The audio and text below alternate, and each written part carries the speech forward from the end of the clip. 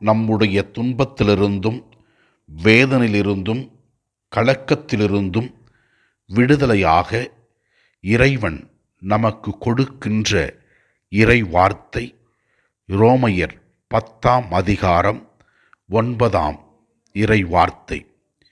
இயேசு ஆண்டவர் என வாயார அறிக்கையிட்டு இறந்த அவரை கடவுள் உயிர்த்தெழச் செய்தார் என நீங்கள் உள்ளூர நம்பினால் மீட்பு பெறுவீர்கள் என்று கூறுகிறது.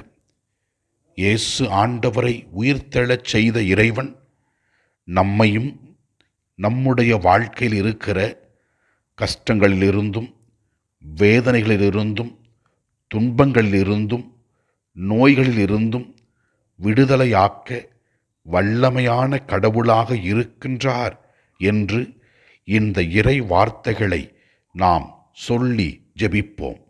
நம் கண்ணீர், வேதனை, கவலை, துன்பம், நோய் எல்லாம் தீரும்.